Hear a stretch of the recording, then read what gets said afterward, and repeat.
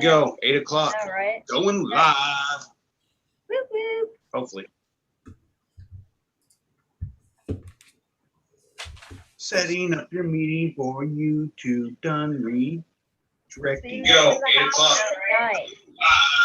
Ooh, that was a lot. What is up, everyone? Hope everybody's having a good Tuesday. Welcome to the Tuesday Night Hangout, episode 26. I am your host, Shane, with Tuesday Night Hangout. Never trust a skinny chef, Shane, or PPG. What the? PPGShane.com. My computer is not wanting to work, or my lap, or my keyboard tonight. Hope everybody's having a good time. I know we just did a little bit of catching up and before the show. Let's see, this is being live streamed. Got it. Okay. Always a million things to do before the show starts. I don't even know where that went. Oh my goodness. I love computers. No, you don't. No, I can't stand them. But I kind of feel like I have to be part of it. So, well, I'm not too much wanting to talk about what we talked about last night. I know that Jade, I don't know what you're going to have your guest on tomorrow night. Why is it not showing me that I am live on YouTube? Oh, you're live. I'm watching you right now. Okay. Paramotor NC is there. Mark McElroy, me, you. Man, I hate that. Every time I start a new tab opening or whatnot, then it wants to. Hey, I think Susan's in here. Susan, I think. Hey, I wish I could. I should take my background off and show this Insta shade I have behind me. That's not in its proper place because I can't put it away without it being covered up. So, because somebody has my cover. Just kidding. It's all good. My wife actually asked me today, she goes, "Are you going to put this in the shed?" I said, "Not without a cover on it." She goes, "Oh." I go, "This is my room. It could be messy." I literally have my computer, my hard drive, whatever you want, the main computer. It is sitting on top of an empty beer keg. This is my room. I will do as I please with it, which is, by the looks of it, nothing. So it's all good. What I have a game plan. I just have to get off my butt and decide to rearrange this room, and we're gonna put in. Actually, want to build a little bar topper, and then I'll be able to put the computer on. And if whenever I have a guest over or whatever, I can put it off to the side. But it's all good. It's like your man. Well, this used to be my son's room. We call it the game room. I still call it the game room, but we've always wanted to change it and make it more user-friendly. So the TV is actually going to have to go either in the corner or on this wall. See, there's a big mirror on this wall over here, and I want to put the TV on this side. So no matter what side of the TV or the room you're sitting on, the big mirror, you can watch the TV in the mirror.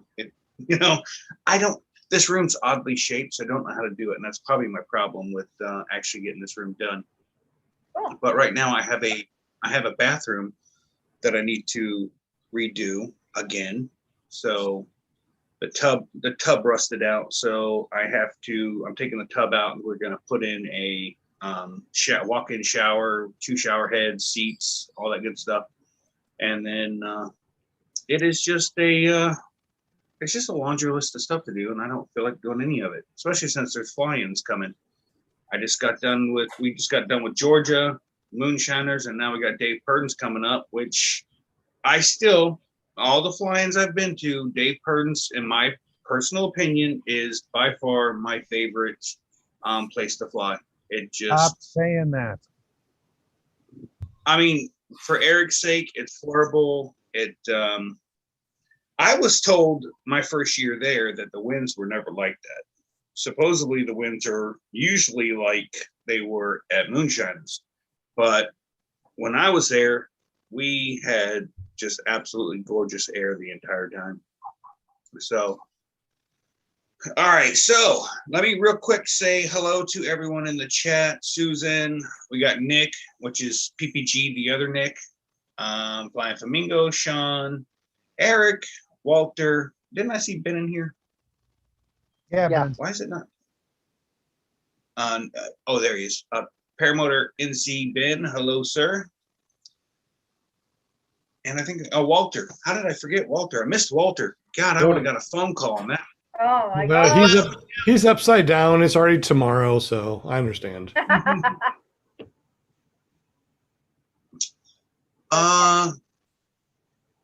Nick, you can't.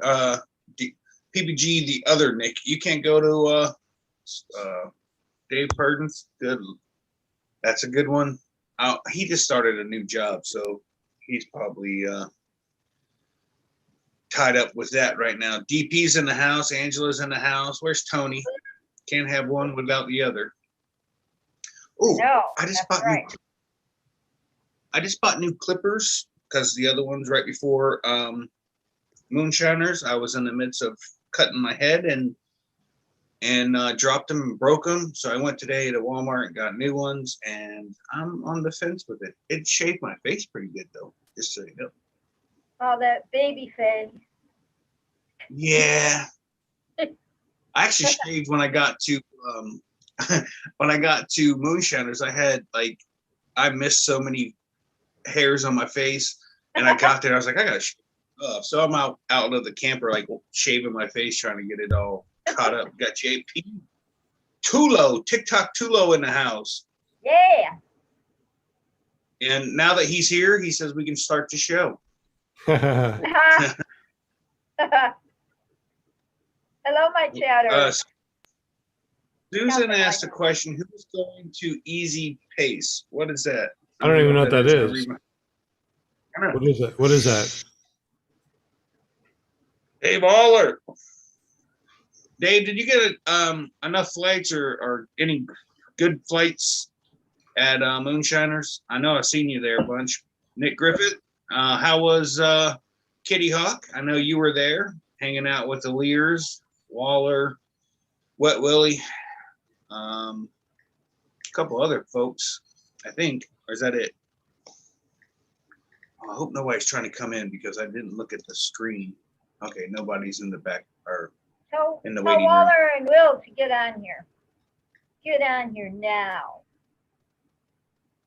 Yeah, right. Yeah. Come on. Jump on the So, chat. Jump off the chat. Anybody in the chat ever cooked or smoked or roasted a beef? What is it called? A beef knuckle? I'm gonna try that this Saturday for the first time. It's a big hunk of meat. I guess it comes from like the same, well, different, slightly off of from like top sirloin area of the cow. So I'm gonna give that a go this weekend. Hopefully it turns out all right. Because I love how for my birthday I got to cook my own food. How's that work? Yeah, nothing wrong with that. Hey, I could ask my dad about that beef knuckle stuff tomorrow because I told you he's had our own grocery store business. He was a butcher, and I'm telling you, even at 94, he'll be able to tell me exactly what it is. Yeah. I will tell you, I actually looked it up today, tried to YouTube some how-tos, and there's only like 4 or 5 videos on it. I was like, man. I was like, that's not very much information. See? That's what I got to ask my dad. Yeah, so DP says that Easy Pace is September 17th through the 19th in Virginia. I'm guessing a fly-in. If so, then I don't. Real quick, any of my moderators, if you guys would mind, keep an eye out for any trouble in the chat. Seems to be picking up some pace here. Oh, Jim CR120 is at Kitty Hawk as well.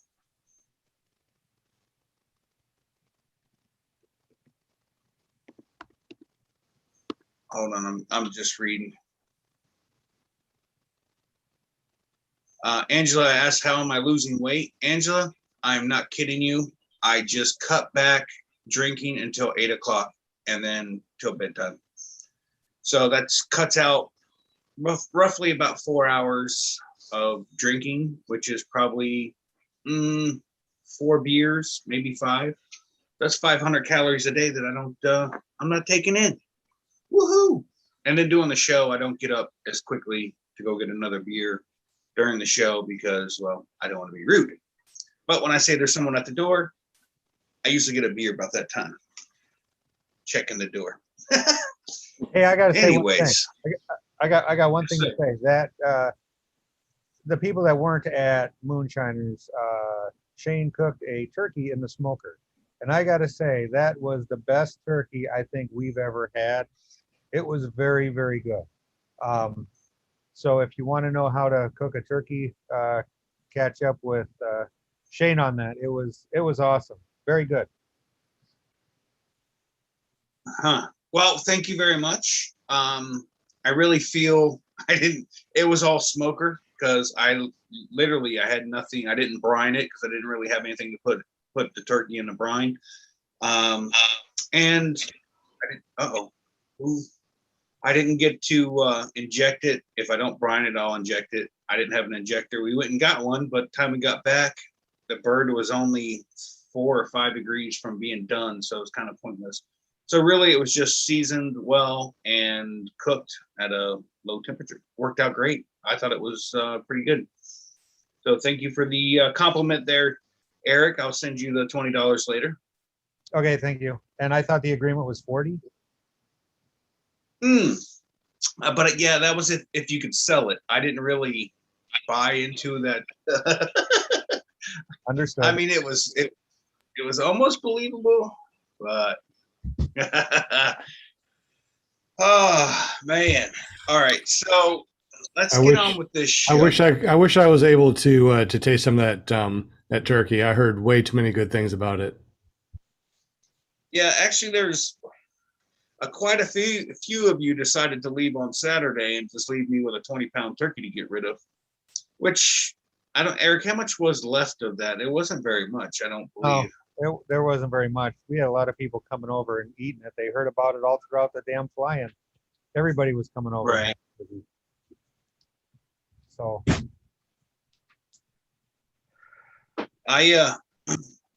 I'm glad was so I've come to a conclusion because the main voyage for the paratrailer was this at Moonshiners.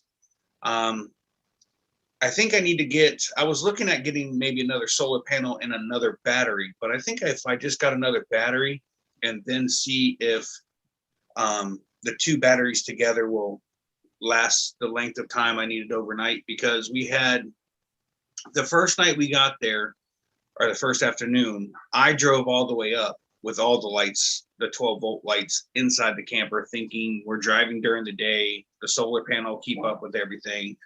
It shouldn't be a problem. Well, that probably 2 o'clock in the morning, my inverter for the 110 fan started beeping because the battery voltage got too low. So we had to shut that off. And then we had to shut the exhaust fan off because it's 12 volt. And we weren't allowed to run generators after 10 o'clock. And this is like 2 o'clock in the morning. So that first night was a little warm. Now, not saying that the rest of the night, it was cool there, 60 degrees at night. It was awesome. But just, I didn't have any windows. I don't have any windows in the paratrailer. I just have the exhaust fan and the air conditioner. So with that being said, the next day, we got enough power. I borrowed from Brian Haybell Waller, borrowed his battery charger. So during the day when generator was running, I recharged the batteries along with the solar panel. And then we had the one day of clouds, what have you, and it just wasn't enough to carry it over to the next morning when the sun come back up. So we had 2 nights, I believe it was 2 nights that we pretty much ran out of battery power, if you will. So I think I'm going to add a second battery, and if that doesn't work, then I'll add another solar panel. But the second battery, I think, is going to be the trick to this. I don't know much about solar power. I don't know. It's a 60 watt, 5 amp solar panel dumping into one deep cycle battery. It's a pretty big battery, deep cycle battery. So I figured that was going to be enough, but apparently it's not. So, Eric, you don't have any solar panels on your mansion, right? I do not have any solar panels. I wish I knew that you were looking for a battery because I changed one out when we were there. I had one that I'm just going to set aside. I would have just thrown it in your trailer. Well, it's got to match the other battery that I have. Oh, okay. You can't put in you can't put in oddball. They have to be, I guess, uniformed or same, whatever. Right. So, Okay. Mark, you just jumped back in, right? Yes, sir. Oh, we got Will Fly jumping in here. See, look at me catching all these in the back room kind of things, dude. I'm almost figuring this out. Who knew?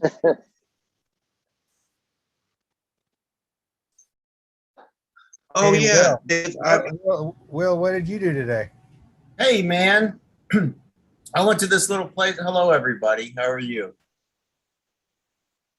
Hello. Anyway, I went to this little place called Kitty Hawk and flew it for the first time with a couple wonderful people, namely Brian Haybale Waller, who was gracious enough to let me stay in his world-class, world-famous Waller Hauler, and Eric and Jade Lear, aka Flying Flamingo, and Jim Reeves and Nick Griffith.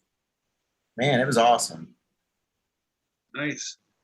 Hey, we got Kent Stamey in the chat, and then we got a long lost guy that I haven't seen in forever. I think it's been about 6 years.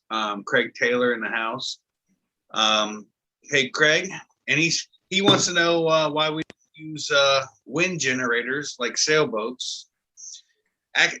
Actually, the wind changes direction so much, I don't think the thing would keep up with the rotation. That would take forever because that wind would change constantly there. So, Will, you had a good time? And any issues, any problems?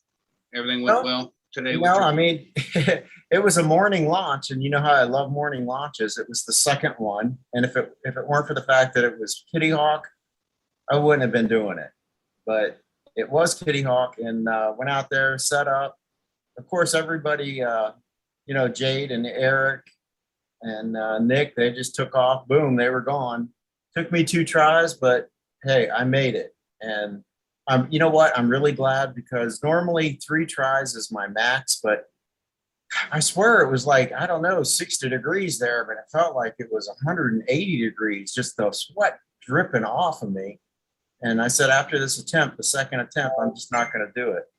But I did, and I'm really grateful that I got to fly Kitty Hawk. I even got to see dolphins.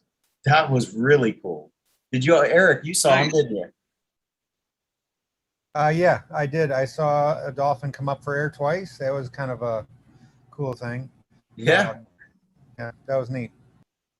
Totally unexpected. Yeah, Brian just texted me and said that his Wi-Fi connection where he's at is not great and his data's low. So he says to tell everybody hello and had a great time flying with everyone today. So did you, when you actually flew at Kitty Hawk, how did you feel? How did it make you feel with being such a monumental area? It felt really cool. I can't really describe the feeling. I can say that the fact that I was flying near the ocean and over the beach was a little bit more impressive to me since I had never done that. And flying over the monument, around the monument, that was really cool. But until we actually went to the museum and went and visited each monument, the milestones that they had 4 flights in a day, and walked that line and kind of went through the history of, it's not like these guys just went to Kitty Hawk and flew. I mean, there was a lot that went into that. And being able to climb onto one of their replicas. They've got this huge metal replica that you can climb onto and take pictures with. It was kind of neat because most of those things, they have ribbon around it and you can't get within 200 feet of it. And it wasn't like that there. Right. So the museum is kind of what made it more of an emotional thing for me, and how far we've come in 100 years. That sounds awesome. Yeah, I'm kind of, I don't know if flying there would be that, I don't want to say that big of a deal for me, but I think the history of it, because my wife and I are big history buffs. We love going. We go to Washington, D.C. and we don't stop. I mean, it's until everything's closed and they kick us out. We usually are the first ones in, last ones to leave out of everything. We just love the history of this nation, and that I think flying there would be fun, but I fly the beach all the time, so it's not out of the ordinary for me. But I think flying where two fine gentlemen were the first to fly ever would be pretty cool. I just like to see all the stuff though, the history behind it. Like climb on that replica and go see the monuments. I think that'd be pretty cool. I actually seen the video or the pictures that Jade put out on Facebook today. And I was like, all right, now I kind of wish I was there. Before it was just, it's a 7-hour drive from Moonshiners to the monument. And then it was another 8 or 9 hour drive back home. That was just too much driving for me. The 11 hours was too much, and the rain. Yeah. So Will, what did you think of the ocean flying? Although it was a little strong this morning, what did you think? Actually, it was kind of spooky in a way, you don't have to fly very far to be outside of gliding distance. And No. I'll admit the dolphins really tempted me to fly low and further out than I probably should have. But yeah, I really enjoyed it. It was I don't know if this is their season or what. I kind of expected it to be even busier than it was, maybe because it's so hot. But I definitely want to fly a beach again. And I'd like to fly a beach when you got a good, a nice wind coming off the ocean, not a strong wind. And I would fly Kitty Hawk again. I'd like a little more wind and a little later in the day. But I wouldn't trade that experience for the world. I mean, you see all those people down there. When we went to tour the monuments and stuff, you see all the people down there. They're just like in awe of these little pieces and parts that were the real parts or tools that were used on the actual plane. Man, we got to see it from the air, and hey, not a lot of people get to see that the way we got to see it. Yeah, with a sheet over your head and a fan on your back. Yeah, a lot of people don't see that. It is something to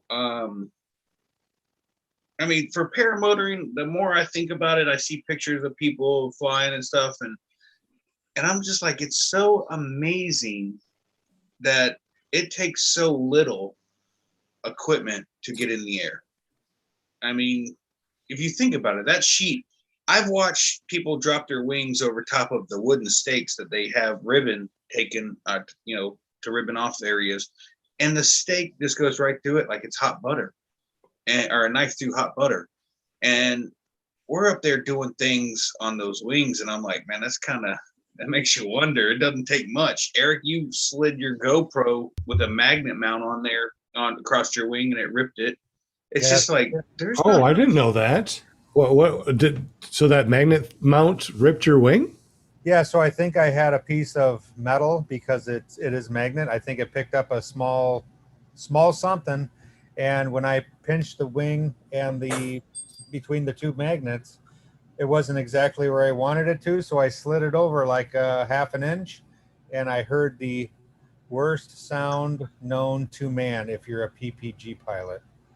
But I had sail repair tape that I keep with us, and quickly fixed it, and now it's doubled up there, so I know to put it in the exact same place each time.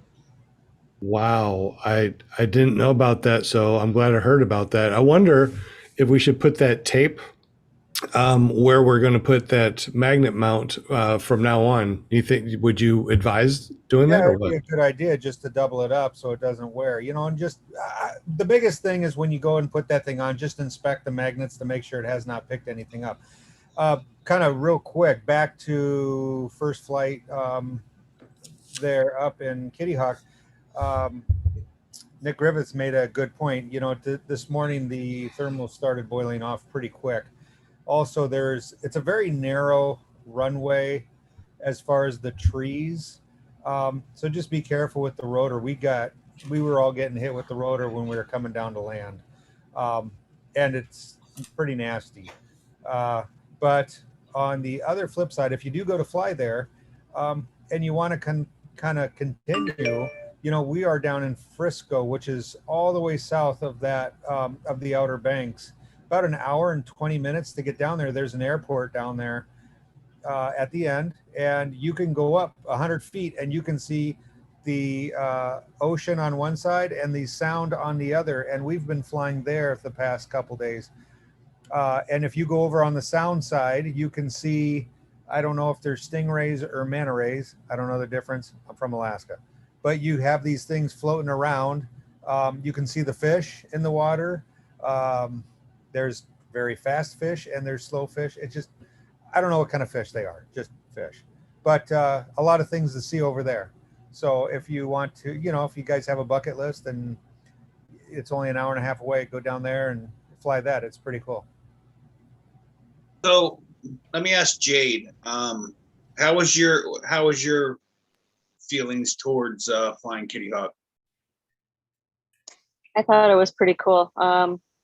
Like the guys said, I think the worst part was landing, because the rotor, I'm trying to think of what other, it was probably our Michigan fly-in, you guys weren't there, but it was a very narrow area with tall trees, and coming down, I felt like I was kind of going sideways.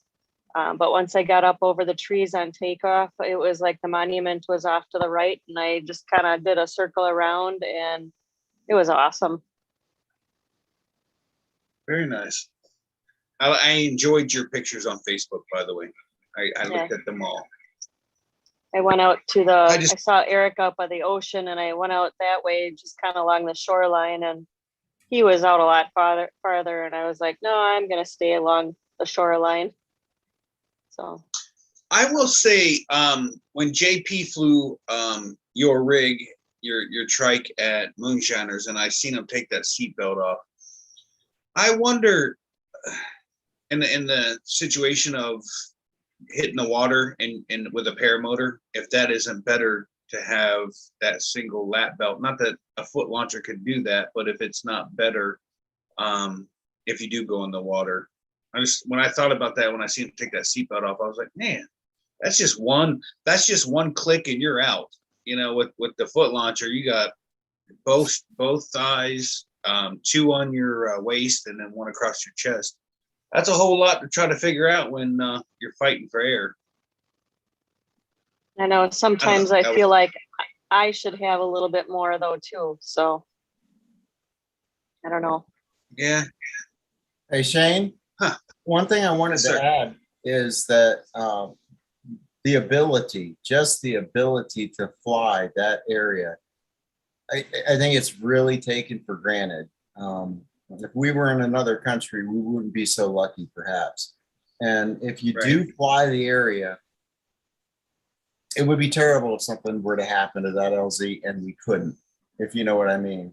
So I really encourage anyone to fly it, but be real respectful and, follow the rules to the T. And hey, it'll be something that our kids will be able to fly, Is there any chance you guys could fly from the beach, take off from the beach? Is there a possibility of that, or you have to take off from the airport? You guys can, I think, where you are, Jade and Eric. Can't you? That was the national shoreline, and I'm not real Oh. sure on that part. Remember the crab pots we were talking about? Yeah. So I don't think on that shoreline I could. On the east side, the west side of where we're at, probably could. The only problem is I don't even like walking in sand, let alone trying to run. And Jade would just end up plowing a field we could bury seeds in to plant our next year's harvest. So I'll stick with the runway. Hey, for those in the chat, I can't really. My keyboard is on the fritz tonight. I don't know why. Jim Sierra 120. I actually saw your comment. I actually saw that setup. He's talking about the Andrew Fuller has a setup where it's a single buckle strap that disconnects everything at once. I just don't fly over water unless I have my flotation or I'm high enough that I know I can get out in a way. That is a concern. Kind of, I don't say concern. One of those things that freaked me out, that I see guys getting way too low, way too close to water. I'm like, dude, these motors are, they're not, what's the word I'm looking for? They're not predictable. They will run for 100 hours, no problem. And then the 101 hour doesn't want to run at all or stay running. So for me, I like to stay high enough that I know if anything happens, I'm going to make a right or left and make it to shore. So that's why I don't water foot drag unless I can actually see the bottom of it. And even then, I really got no wants to water foot drag. I don't want to get my shoes wet and I don't want to get wet myself. So I will just stay high and, well, I'd rather fly close to trees and stuff than go over water, my opinion. Will, what's your opinion on water foot drags? You like them? You don't like them? I can tell you the last two, and what you said something that's key, Shane. You don't like to water foot drag unless, and you might just not like to water foot drag, but you said unless you can see the bottom. And the last two places that I did water foot drag, one was just a huge freaking puddle in a field, and the other one was the creek there. And yeah, I think I'm going to stick to just, if I do a water foot drag, I want it to be just a shallow puddle or creek. Something that if something did happen would prevent it from becoming catastrophic. Yeah, I mean, I do very well hold my breath, but I don't know how I would do in a oh crap, I'm actually sinking and I'm at the bottom and now I have to get out of this thing. None of that seems interesting to me. I don't don't care to go through that. Just so I know, during the SIV course, my second one, I got dumped in the water on takeoff, and it wasn't but a couple of kicks and my feet were already wrapped up in lines. I was actually amazed at how quickly that happened. So I can't imagine, going in the water and then having a fight to get out. And then when you get out, you get hog tie yourself trying to get through the lines. It just, none of it seems like I want to be part of it. I'll be fine over dry land. You have flotation. What about those? And I don't know anything about those fishing vests. If you know you're going over water, what about those fishing vests that can inflate, kind of like our inflation that we have now, but they're very, very low profile? I got that. Something like that work with the flotation we have on our machines, and plus however much fuel we don't have in our fuel tanks. It would all help. So, no, it'll help. But Sean, what was, when you showed up with that same exact setup at the SIV course and you said, I want to try putting this on, what did Andrew tell you? Do you remember what he said to you? Yeah, he said that it could, open up and I don't know, catch me inside the harness or something. So I took that off and I put on one of his regular floaty things.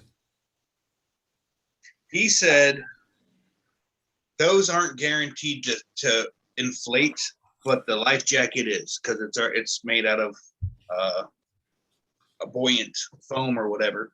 So, All right. So you got a better memory than me, apparently. oh no, because when he said it, it sank into me that I have the same thing that you have that you were going to use on my paramotor. These things aren't guaranteed to go off. You hit the water, they're supposed to detect water and inflate. There's nothing saying that your flotation with the CO2 cartridges have leaked over time. Who knows? They're not 100% going to go off every single time. You've heard about people driving down the road and hitting rain and they go off. Great. I want to know exactly. Sorry about that. No worries. And my sister's all calling me, bugging me. I want to know that I go there in we go. water, it's going to, Guess what? and It there's helps no guarantee. my volume up. Shane, I have a question. Hey, Linda, I have a question about the flotation stuff. I like to think that the flotation devices that are being made for paramotors are made well with paramotoring in mind. Like, okay, you go in the soup, you go and you're in the water, your flotation device on your paramotor goes off. Wouldn't it be designed in a way that would keep you or help you lean back and be face up instead of face down? I mean, couldn't you be in a situation where the flotation device works against you if it's not properly designed? 100%. 100%. Here is, let me turn my background off real quick. So the flotation I have goes on the cage behind me, behind the seat. So, hey, look, Susan, thought I was kidding about my InstaShade. It's sitting right here. So let me make myself. So here's the flotation. It actually straps in behind me. So if it's too low and it inflates, it's going to push you forward. It's not going to be behind you. You're going to have to weight of the motor and everything. It's in your fuel tank. It's going to push you forward and you're facing to the water.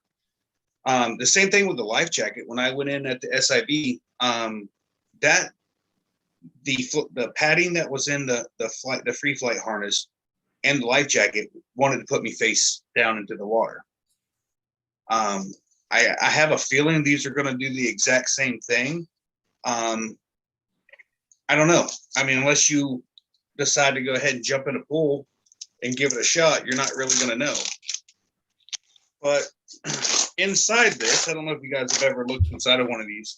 You've got the bag that inflates. So this will inflate with the CO2 cartridge right here. Now, if can't see it. All right, so that's a CO2 cartridge. I put this in when I got this over a year ago, almost a year ago. Who's to say that this hasn't leaked out? How do you figure out whether or not it's still got CO2 in it or not? You can take your last dying breath and blow it up into this and blow up your bag. The choice is yours. I don't know. That'd be pretty tough to do when you're like, I don't know, man. That's what I laugh about it. I mean, I'm making a joke right now, but I mean, in the situation, what do you do? Like, seriously. So these are not guaranteed to open. You'd like to think they are. I think Nick Griffith kind of made a point there that he says it'll save the machine, and give you time to cut away, unbuckle, get away from the machine, cut off any lines that are wrapped around your feet. And I think it's just a little bit of extra time. Right. I mean, a seatbelt isn't going to save your life in a car accident if the car accident's at 100 mile an hour and you hit a wall. There's only so much your body can take at a stopping. So seatbelts do save lives. These flotations do save lives. Right. But there's just no guarantee. And that's how quickly it goes back together. It's just Velcro. But if my house floods, my refrigerator's gonna be floating because they're sitting on top of it. Right. I will tell you, for whoever's going to Dave, oh yeah, Craig Taylor says pull the cord. There is a cord that you can pull to inflate it. When I go to Dave Purden's, we're right there on the Ohio River. And this is a whole nother thing a lot of people haven't thought about, or I'm assuming they haven't thought about. The Ohio River is actually a pretty fast moving river. So let's just say you go into the river and you do get inflation on both life-saving things there, your flotation device. Your wing is automatically going to get sucked in underwater to the underwater current. And when that wing gets caught onto whatever log, stick, whatever, your flotation device is only going to let you sink to a certain point. You're still going to be, wing's going to be stuck here and you're going to be getting pulled under. So if you do fly Dave Purden's, make sure you stay high enough over that river, because I don't think anything's really truly going to save you if you get stuck in that water. How deep? I is was it? actually, they have a max depth of 130 feet and an average of about 40 feet. Wow. So, yeah, I mean, it's nothing I'm interested in going into. So, what did Jim Sierra 120 says? For those who are considered about the water lane, you should be very concerned. I recommend checking out Team Fly Halo series on YouTube. Project Water Landing. It's sobering. So yeah, they do have a video out that shows you the different things that happen during water landings. I was always told if you can't make it back to shore and you know you're not going to make it, to unbuckle and about 5 feet before you hit the water, jump out. That way your gear and everything continues on and you just swim back to shore. Or hopefully. At least you're not stuck to your machine and you're not tied up in the lines. Which at 25, 30 miles an hour, that's going to be a hard hit even at 5 feet. That's going to suck. I guess it's better than drowning, huh?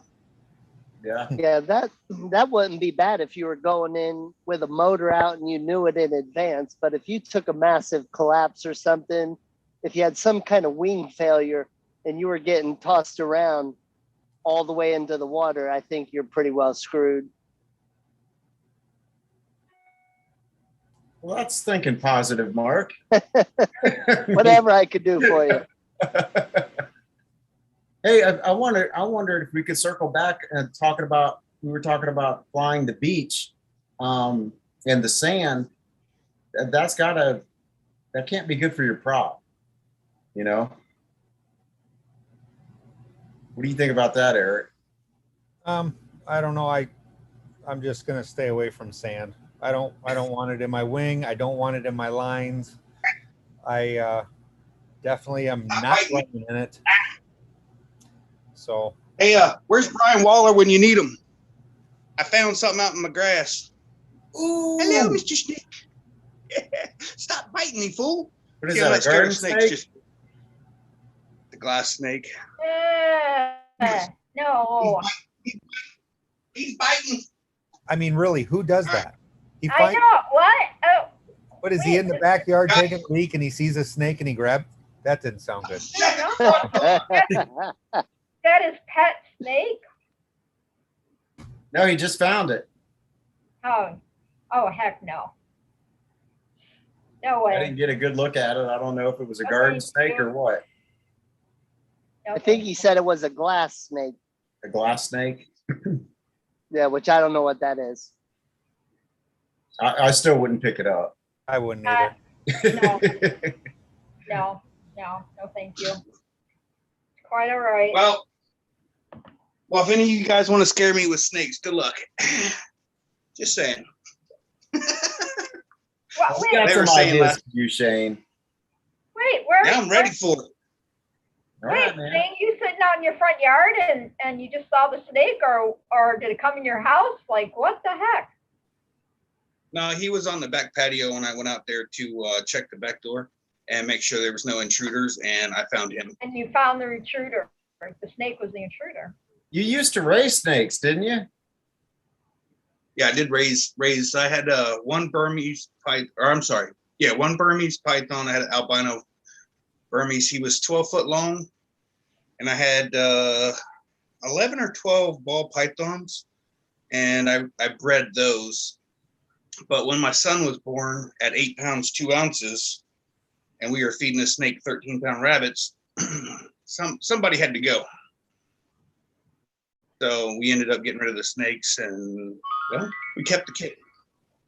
So you'd probably walk around the kitchen with a python like wrapped around on your shoulders, you know, like on Crocodile Dundee. I had the ball pythons. I had about 8 or 9 of them hanging off me. The Burmese was too big. He was just a breeder. He was a breeder male, and he wasn't very friendly. And when he grabbed a hold of you, it was, well, you're gonna need a beach towel to clean up the mess after he got done getting a hold of you. All right, So, another note. Let's talk about bunny Yeah. rabbits or something, you know. Did you see Jim CR's comment, Shane? I'm reading it right now. Yeah, a shot of penicillin cures that. Not that Yeah. comment, apparently. No, he said he had a friend land in water, and another guy immediately landed and jumped in to help him. He was helpless. I wonder if he telling was you, wearing don't. flotation. Well, Jim CR 120 in about 20 seconds. Can we see your sign saying, or your comment saying he was or wasn't wearing a flotation? The fuel tank, I tell you what, Tom Kubat was the one that jumped in the water in his pool or something with no motor on, but he had a fuel tank on or something. I can't remember the video. I think he had a frame with some bricks on it. Yeah. I mean, if you got a half a tank of fuel, you will get quite a bit of flotation from that. But if you happen to go in with a full tank, that's just added weight that's going to pull you down. He said no flotation. Man, dude, I couldn't even. Smart car, Brian. I love the guy to death. He's a great pilot. He takes unnecessary risks, in my opinion. He knows it. He'll tell you, but he always tells you, "Oh man, I had glide ratio. I had to glide. Like, man, you didn't glide nothing but into the water if that motor died." But yeah, he just I think he's a great pilot. I just think there's unnecessary risk that comes with flying too close to water. Oh, Kent Stanley said Shane might not be scared of snakes, but I bet you could get a rise out of him if someone pooped in my camper. Yeah. That's a good one. About No, that. if they left some poop on your step. Oh. Oh. Well, I could wash that off, or I could just rip the steps off and just climb up there on a step ladder and You just get afterwards. Oh. Yeah. So when you're doing that foot dragging on the water, okay, so you land in the water, is there an automatic shut off where that motor just shuts down, or you hit the water and that motor, just like a fan, keeps going? No, the motor is just like us. We can't run unless we got oxygen. So as soon as you hit the water and it sucks up water, it's done. And then and that's got to be like, okay, well, I have to say, so that has to be like super heavy. And you landed and that shut out. You had a thing on your back and you're in the water. How deep was that water when you did your little splash? Oh, it was ankle deep. But I'll tell you, what doesn't kill us makes us stronger, right? So, you know, the little lake they had there, or pond at Bad Apples. I won't foot drag that now, and that one's my first foot drag on water. That one's supposed to only be 4 foot. Not that 4 foot you can't drown in 4 foot of water, but it's only supposed to be 4 foot. Which still, I would not. Even the side of it on the bank, still nothing for me, because it's not worth it to me. I don't even foot drag the ground.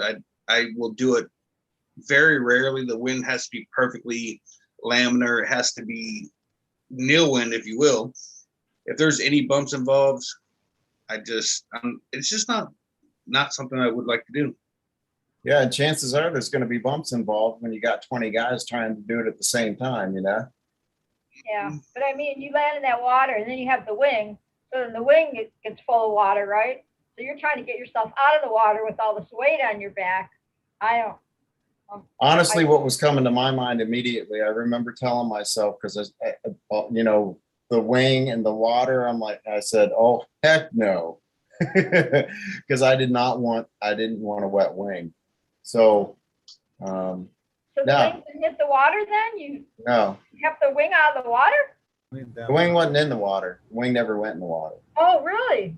That one won't plug in. Wow. So as someone that whitewatered raft down there with several people on a queen size air mattress, hey, Will, there are several spots in that area that are neck deep. Yeah, that's right. Along that way.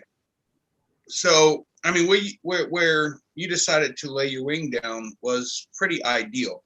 What I don't understand for the life of me is I couldn't walk in the stream without falling down. How in the hell does someone land on these slippery round rocks?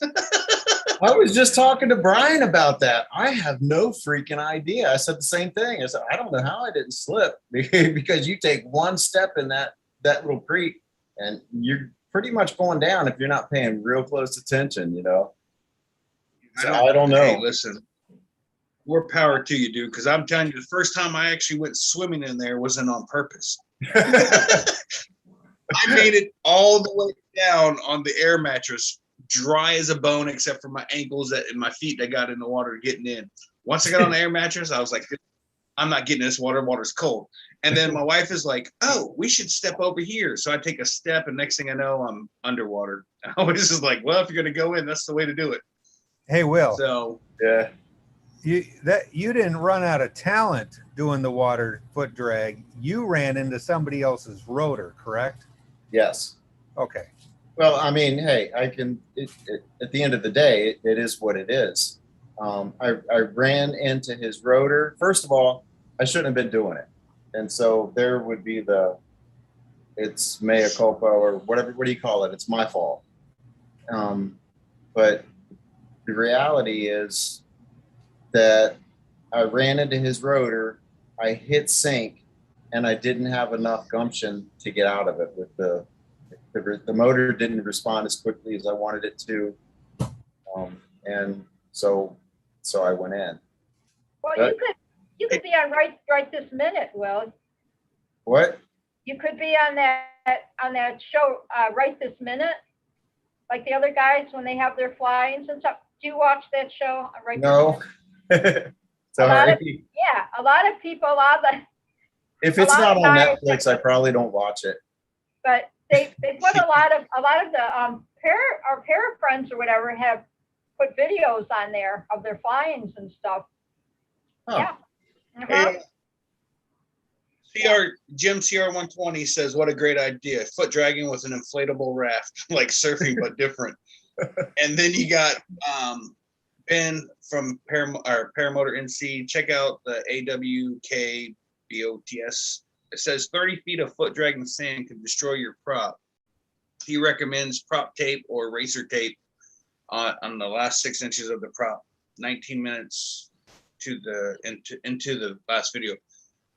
Every time I fly the beach, I take electrical tape and I lay it out on a table and I cut evenly, same length on both pieces, and I put it actually about 12 inches all the way from the tip of the prop all the way to the 12 inches, so that and when I take that tape off, you can actually see where the sand has hit it, and it's kind of not as shiny in the areas where the sand hit it. So yeah, if you do fly the beach and drag the beach, make sure you got tape on there, because if not, you're not going to have much of a prop left. I'm with Eric. Slow days.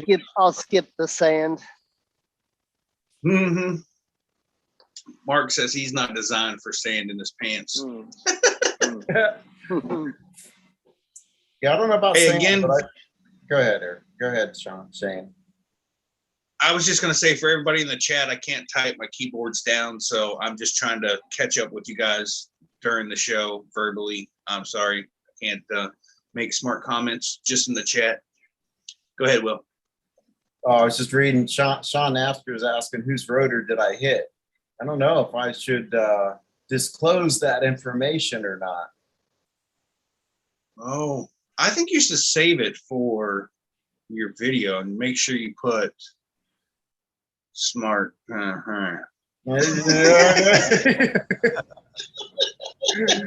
Sucker pulled in front of me. Oh man. Oh, he loves, dude. That guy will be 1,000 feet. He'll cut in front of me, and I'm just like, well, here we go. Okay, we're fine again. Every time I'm like, man, I tell you what, when I first started flying, and the first couple of people that did that to me, I was so mad because it scared the crap out of me. Like I was just waiting for the world to end. You know what I mean? Like lights out. And honestly, I mean, just fly the wing, dude. It all it wants to do is fly, and you literally have to. I've flown behind trikes. I've flown behind foot launchers and had that happen. And it's just a bump. You know, the time you get through it, it's over and done with. I mean, your heart's beating a little faster, but it keeps you awake. Yeah, my own wake spooks me sometimes. You know, you're not expecting what it is. I don't know, if you could just see the air, it'd be awesome. Because you'd be like, oh, here it comes. Who can we talk to about that? Exactly. Can I get some being able to see wind vision, please? I'm going to go to the eye doctor. Yes, I need to be able to see wind. Maybe we could have someone launch balloons every 25 feet or so. And then we could keep track of the wind as we're going through it. That would be cool. Brian Waller does that. Maybe not 25 not one every 25 feet. Did I tell you the last time I went to the eye doctor? I told him, I said, every time I close my eyes, I can't see. Something's wrong with my vision. He just looked at me for about 10 minutes.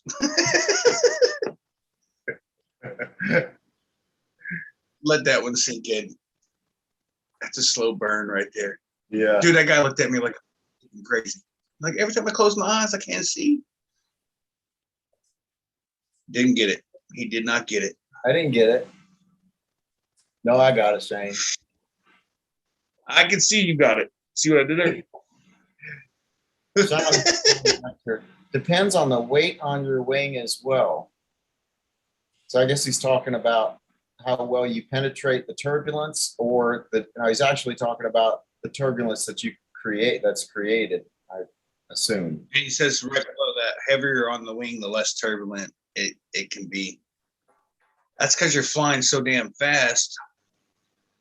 Well, with moonshiners, how fast did you burn through your fuel compared to normal? I burn through my fuel quicker at moonshiners. Right. Yeah. Oh, yeah. I don't have an exact number, but I do know it was more than I normally burn. I know here in Florida, I can get 2 hours and 15, 2 hours and maybe 25 minutes, maybe on a tank of fuel. There, I start out with the 10.5 liters, and at 1 hour flight, I was left with 4 liters in my tank in an hour. How big is your tank?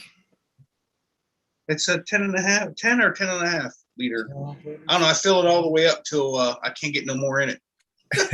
Every flight, every single flight.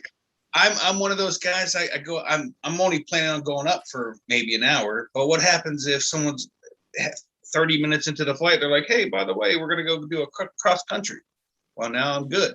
But if I only went up with 5 or 6 gallons of fuel, I'd be like, well, have fun. I learned that after my engine out. I shouldn't say engine out. When I ran out of fuel at the compound, I think I put 7 liters in, and well, I flew around for about 30 minutes before everybody took flight, and then they all decided to head for a cross country, and I was like, all right, I'll go with you. Totally not thinking about it until I got to the point of no return and went a little further than that, and then decided to check my fuel, and I couldn't even see gas in my fuel tank. So that was fun. I burned Lesson learned. about 2 liters more per hour. Up there. Yeah, up at Moonshiners. What was your longest flight that you took up there, Mark? Hour and 20 minutes. That's about what I was doing, an hour and 20 minutes. And then after that, I just didn't feel comfortable. The burn rate up there was different. So I cut myself off at an hour, pushed myself once or twice to hour and 20 minutes. And I'm telling you, I was nervous the entire time. I kept pulling my mirror out, looking. I'm like, I got plenty of fuel. It just did not sit right with me. And I wonder, Will, if you were, say, back home, your homeland there, and that same thing happened, do you think you'd have the lift and the throttle to get you out of the water? Yeah, I do. I think my engine performance would have been greater, and Right. But that I take everything back to personal responsibility. I mean, I knew about the performance issue. We had been talking about it for like how long, you know? So Right. yeah, I'm glad I learned that Well, lesson. That's just like my takeoff that I almost destroyed my equipment on. I knew normal situation, I had plenty of room, but that place wasn't normal. And I didn't want to, I had a sweatshirt on. It was hot as all get out on the ground. I didn't want to back up and give myself more room. And I literally said, it's going to be questionable. And it could not be more questionable than, than that takeoff. And I started to get lift, and I was like, all right, great, I'm going to make it. And then it set me back down, where I kept on flying or running because I wasn't flying. And I almost bit the bullet on that. And it would have been great because I was in front of everybody. It sure showed the advantages of not getting in your seat early. I mean, that stuck out like a sore freaking thumb there.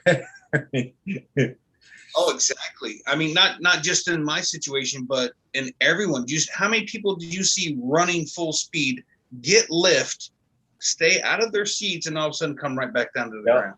I did that a couple of times. Yeah, I think on every flight that I took, I started running, got lift. I was like, oh yeah, and then here's the ground again. Keep running because I swear to you, I never go full throttle on takeoff. Never. There, I was squeezing, trying to get more out of it than it had left in it, and I was still asking for more. You're squeezing the heck out of that throttle. It's not doing you any good.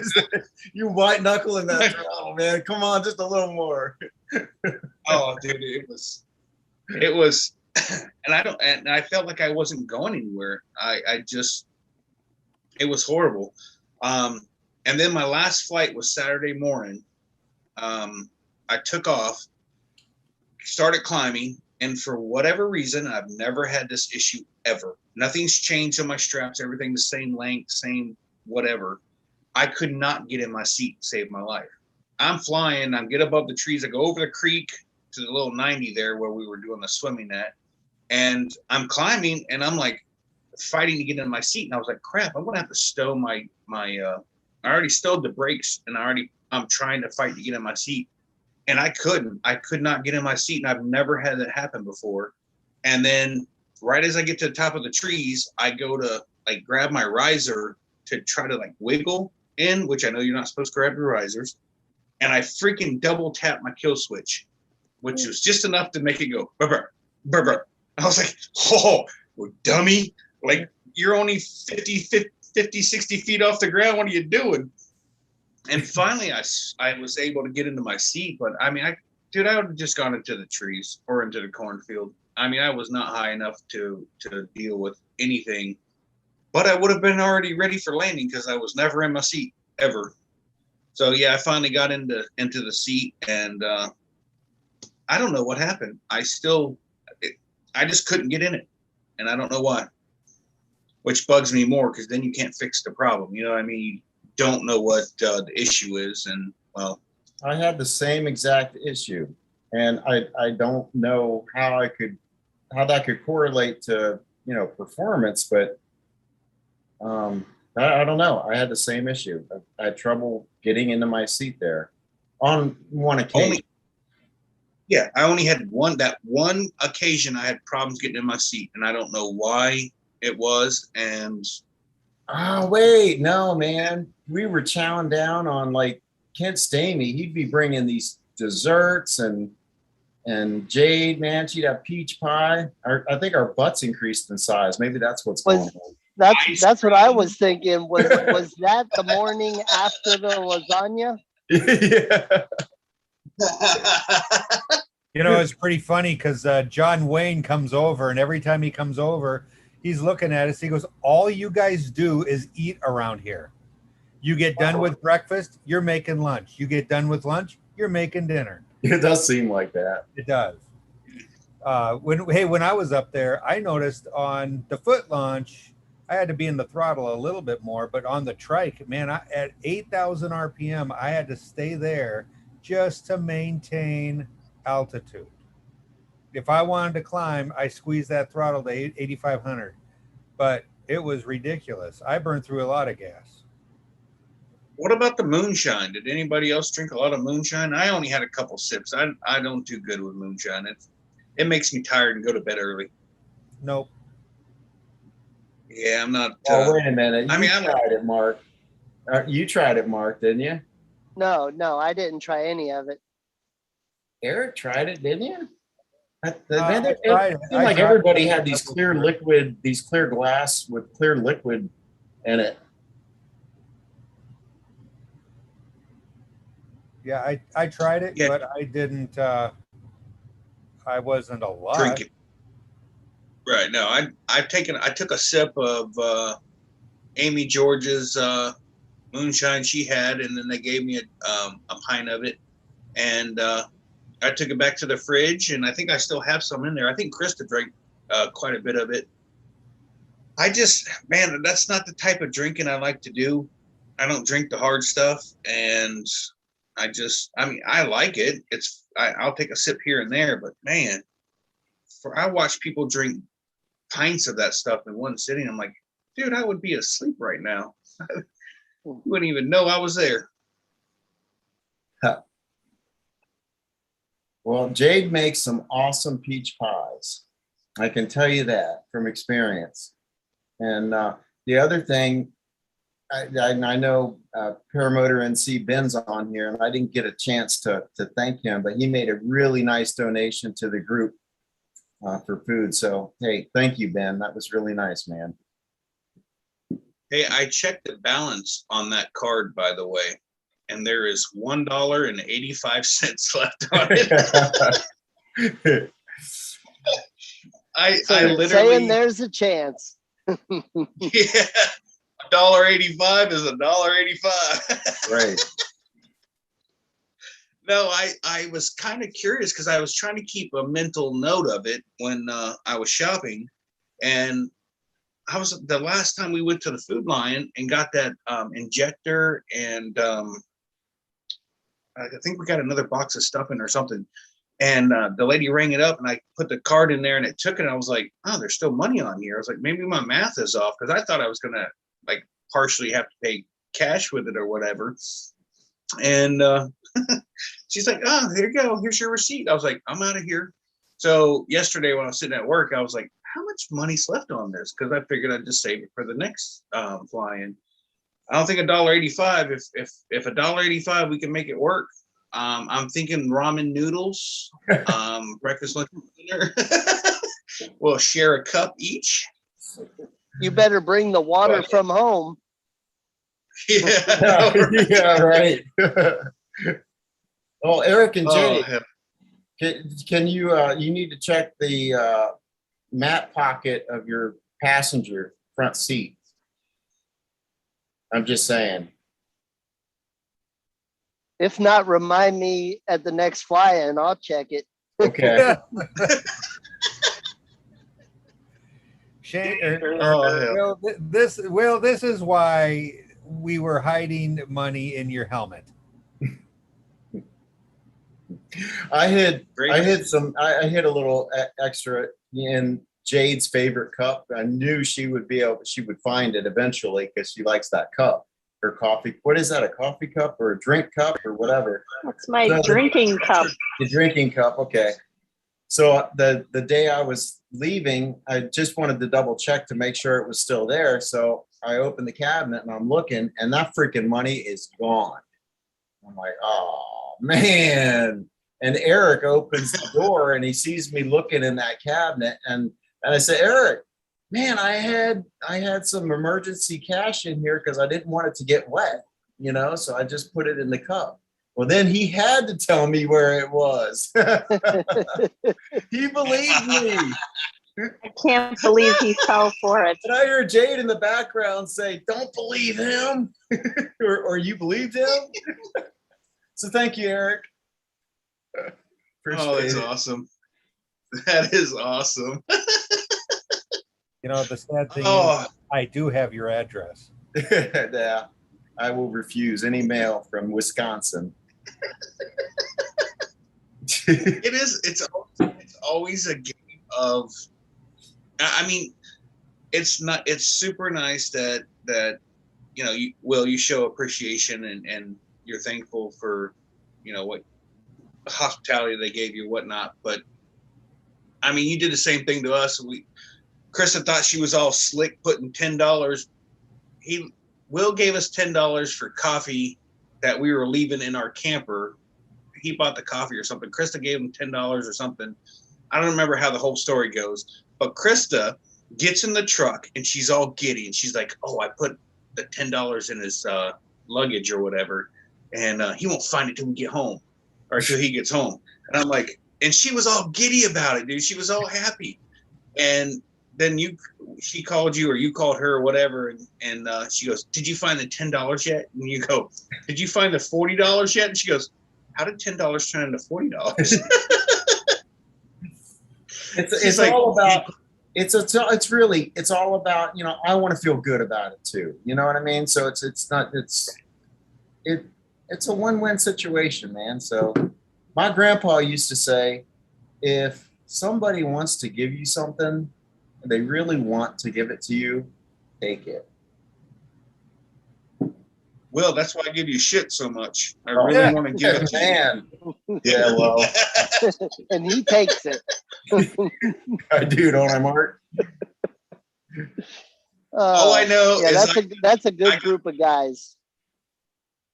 All I know is I got a great video of Mark McElroy freaking screaming like a girl because his generator screamed at him. That's not nice. Are you going to share it? Oh, I will in my video. I'm going to have a bloopers reel. Everybody that got scared of the snake and got scared themselves from whatever reason. I will tell you, I did order some stuff for the next gathering we get together. I've got a couple new little gadgets coming out. May or may not be remote controlled. I have got to get better friends. Hey, for $4.95, I bought a turd, just so you know, and I plan to put it in Eric's shower.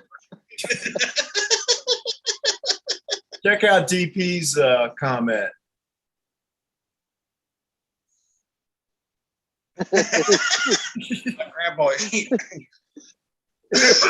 Grandpa, get your finger out of there. That's hilarious.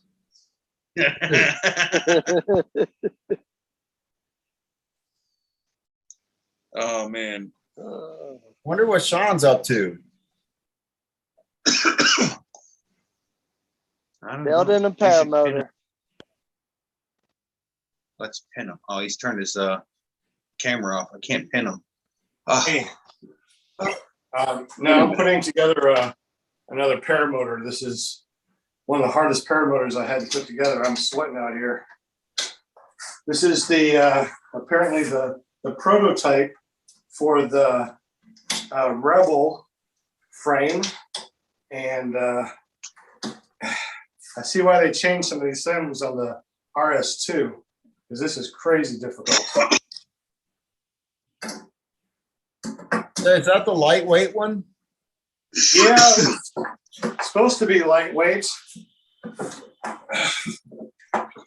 Don't know how to. It's kicking my butt. Come on. Is it in? Come on. It's so hard to get it in. I mean, I'm pulling it back, I'm wiggling it, and the damn thing's not going in the freaking hole. Ugh. That's Holy why he crap. was muted.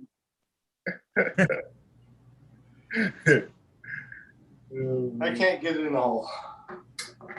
I think I'm just too damn old. You sure it's the right Hey, I guess spar? What's that? You sure it's the right spar? I hope so. Yeah, it's definitely the right spar. Hey, another week and another in a row. I Yeah, don't know who my hater is, channel, but it doesn't hurt my feelings, dude. I think it's whoever it is. Apparently, I'm doing something they don't like, or I'm doing something well enough that they want to try to cause some issues. But I really don't care. But I do appreciate the moderators taking care of that for me, by the way. Yeah. I think you're succeeding. yeah. I If don't- hate it, then you've done something right. Yeah. How can you hate on this show? We're just sitting around talking about nothing now, dude. Seriously. You're It cracks right. me up. I mean, what threat am I to anybody or any other channel doing this show? It cracks me up. Ignore the haters, But- Shane. Oh, I'm all good, dude. I was actually waiting for it. Told before the show, I was like, well, I wonder how long before. So I've had Gwen Stefan channel, who was whatever this guy's name is, and then yeah, it just keep on coming. Whatever. You got to go through all the trouble of making an email and setting up a YouTube channel just to do that. All right.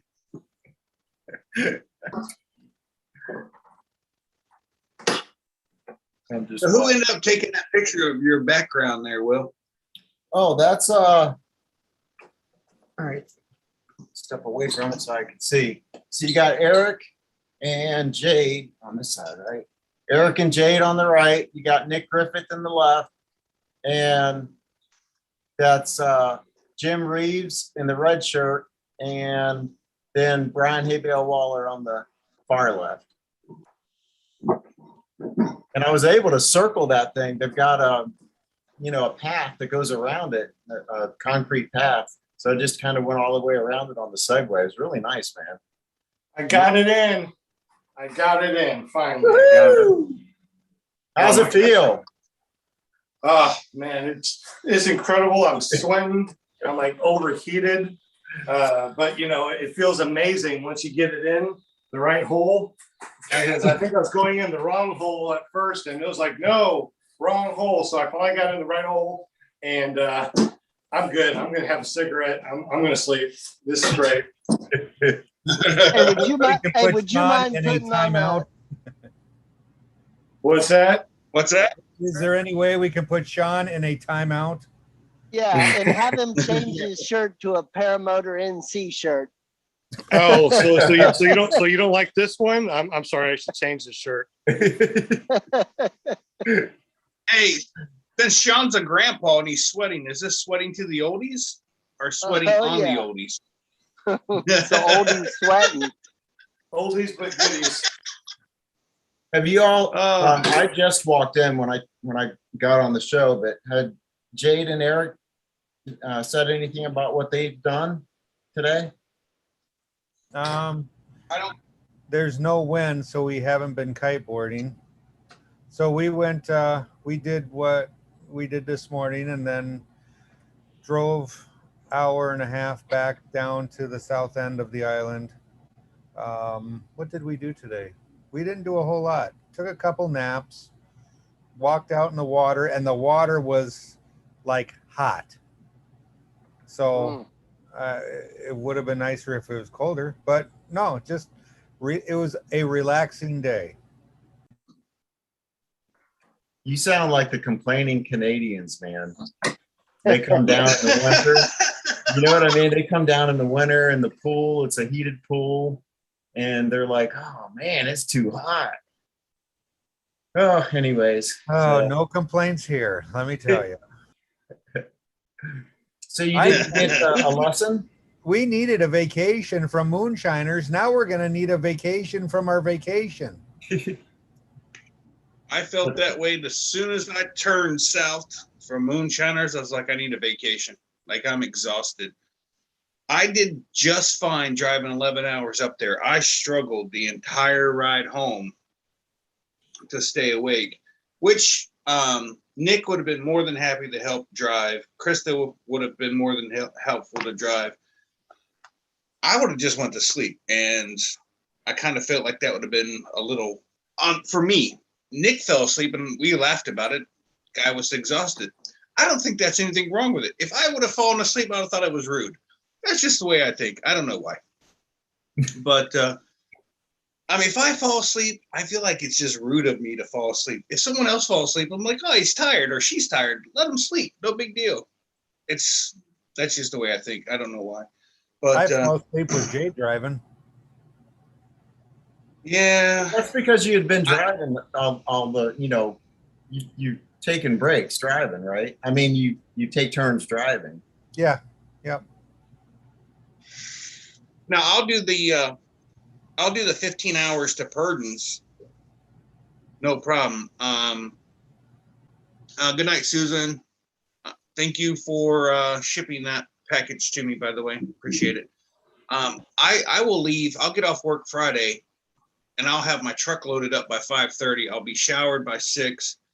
I'll eat something. I'll take a couple Benadryl, and I'll sleep until 2 o'clock in the morning. Then I get up and just tear out of here, and I'll drive until I get to Ohio. No problem. During the day, it's not a big deal for me, but on the ride home, it just was. Man, I don't know. There was a lot of staying up late and getting up early, and I think it caught up to me. I am going to have a birthday Friday, so maybe I'm just getting too old. I can't hang no more. Who knows?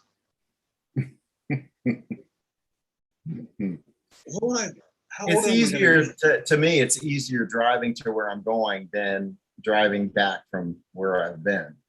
Just kind of the trip seems longer. Aaron, how many hours is that? He said he drove from where'd it go? I'm looking through my Salton to Missouri. How many hours is that?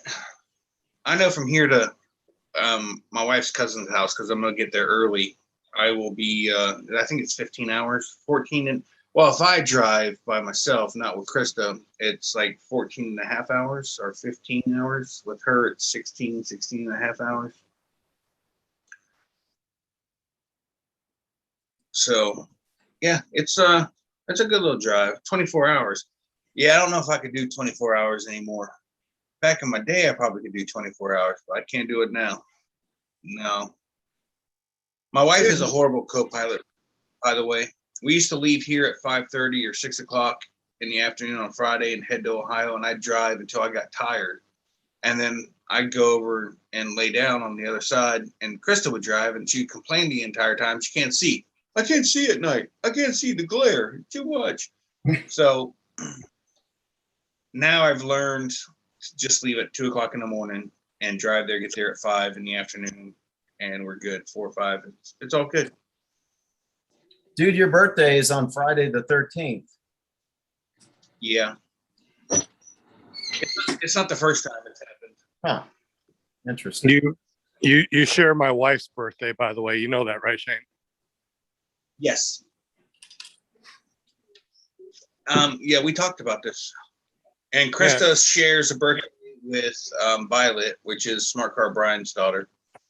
Which, thank you guys again for making that little girl feel unbelievable. And Violet, too. No, I'm just kidding. She was head over heels. She's like, holy crap. Everybody kept giving her presents. She's like, I don't even know these people. But it just goes to show you the type of people the paramotor community is, that they've never even met Violet or met her only once. And they brought her, took time out to get her a gift or whatever and made this little girl's day. So I know Brian's told Krista and myself multiple times, thanks everybody that did that. It was totally awesome of you guys. Ben from Paramotor NC. Whoa, yeah. Make sure you tell Brian to have Violet watch at least the beginning of the show tomorrow. Okay. I'll have to tell Rachel, she's the responsible one, Okay. about it, because Brian will be like, oh man, I forgot. But Paramotor NC, I'm sorry, yeah, Paramotor NC says Smart Car Brian is the best name ever. So when he does decide to start a YouTube channel, that hopefully will be his handle, because nothing funnier than seeing him pull up at the Sebastian Airport with his paramotor on the back, and there's no exaggeration, it is literally just his paramotor cage is just as wide as the back of his car. So if you've ever decided that you might want a smart car and you're not sure, sit next to someone behind your paramotor and understand that's as far as you get. That's I was as much surprised to room see as- him. I didn't think he was going to make Moonshiners. Yeah, it was kind of a last minute deal, and they got a really good deal on an Airbnb. I think it was like $68 a night or something. It was a 2 or 3 bedroom little thing. He was actually staying at the same campground. I think it was a cabin or something at a campground with Todd.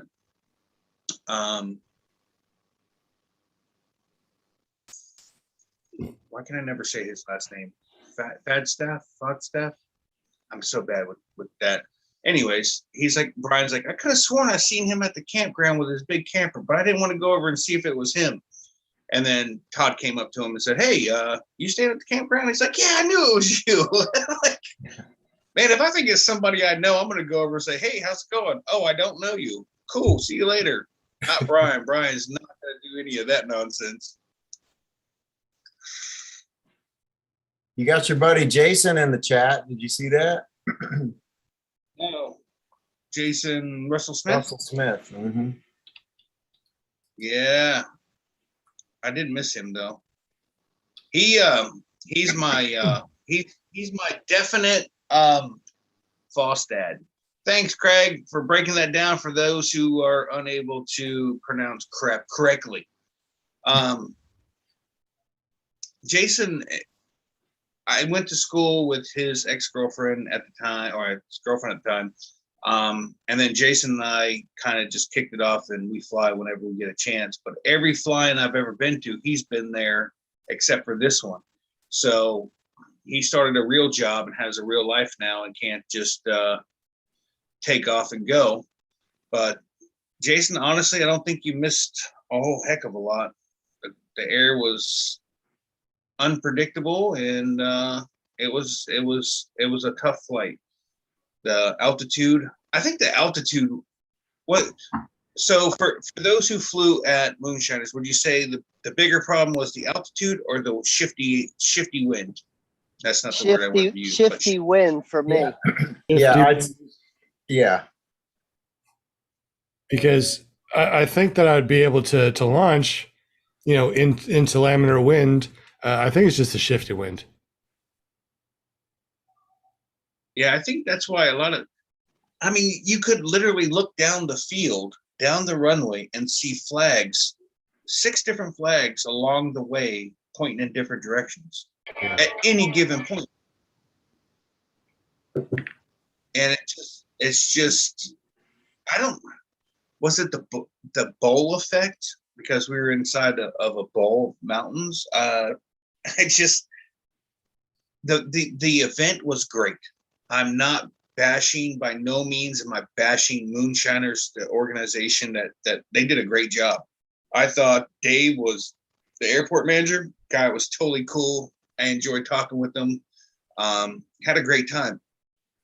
The only negative would be the wind and the altitude. We're not accustomed to that altitude, and it definitely made a huge impact on a lot of people's equipment. I mean, I've seen carnage at fly-ins, but not like this. I mean, what was the guy, Mike, destroyed 3 paramotors in one day, his trike and 2-foot units in one day. I'm like, dude, I'd have I'll packed tell up you, and went home. there was one launch I did, and it took me 40 minutes of just trying to figure out how precisely to put my wing to match the wind, you know? And it's just like, I'll say this, once you made it up, you were freaking golden. I mean, you have to admit, that's a beautiful country, the mountains, the lake on the other side of the mountain. I mean, it was just beautiful. I got to see a bear from the air again. That's I've only right. seen it twice. I did look at that video, and I am going to have to blow it up because it's not, GoPros suck at distance. But you can tell there's a black object in a tree, but it's not like you can go, oh, that's a bear. I would have to point out there's a bear, and it's just a black dot, pretty much. So, Jason, I am working on my video. I've got by the way, if anybody has any video of me flying or taking off, landing, if you could send it to me, that'd be great. And if I could use it in my video, that'd be even better. But yeah, I do have my GoPro. Eric, or Jade, have any of you guys had this problem when we clamp the GoPro on the wing? It's, for some reason, 3/4 of my video is flying backwards, or like I'm going forward, but it's videotaping backwards.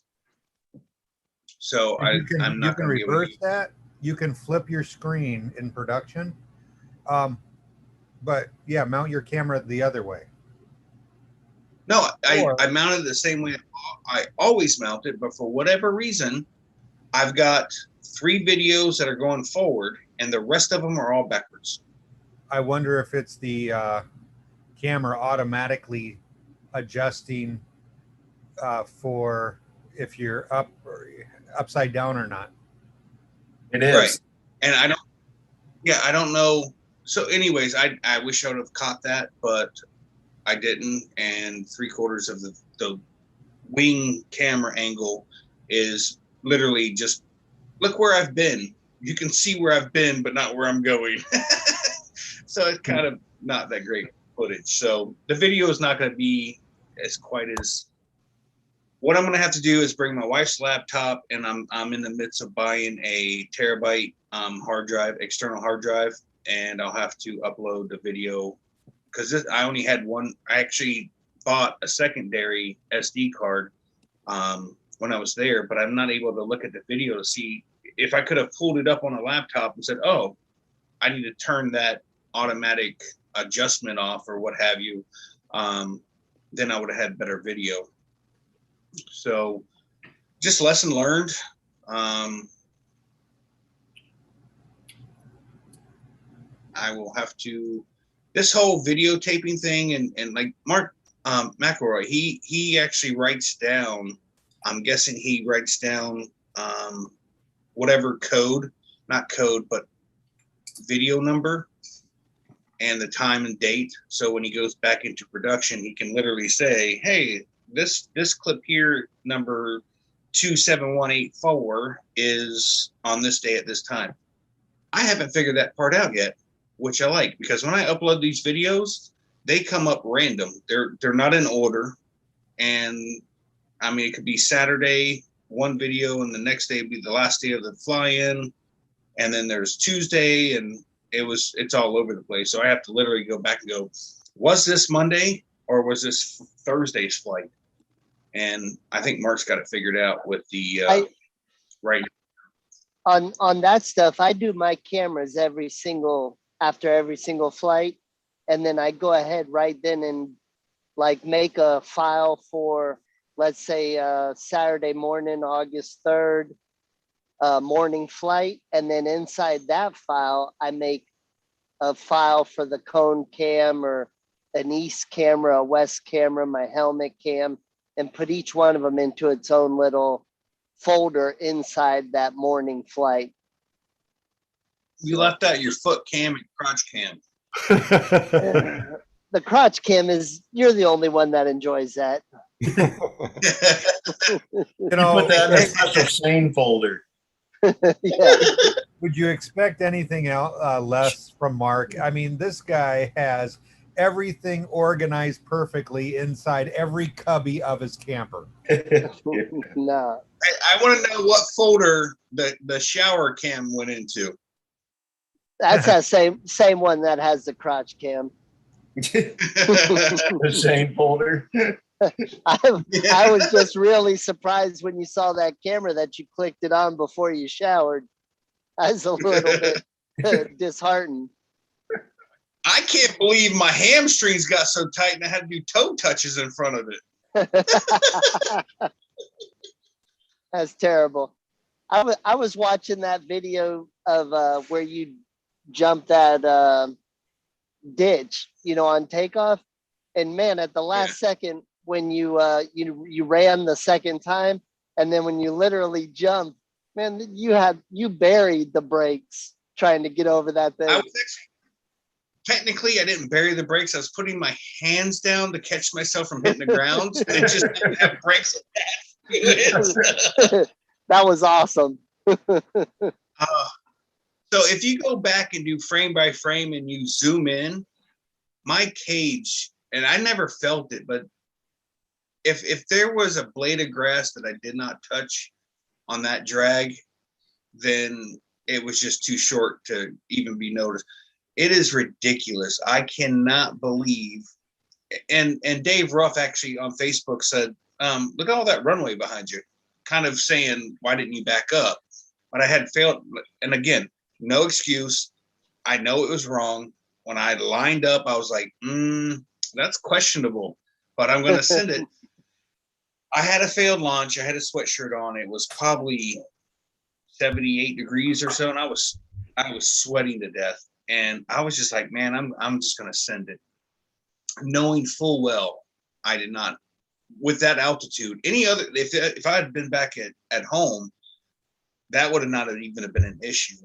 But, and I don't, when I told you guys, after I successfully launched, I was literally yelling at myself the entire flight. I didn't enjoy any of that flight because I was just yelling at myself, angry that I allowed myself to put myself in that position where I could have damaged my cage, definitely would have destroyed my prop, could have hurt myself, and that would have ruined the rest of the flying for me because I did not want to disconnect, back up, and give myself an extra 75 feet.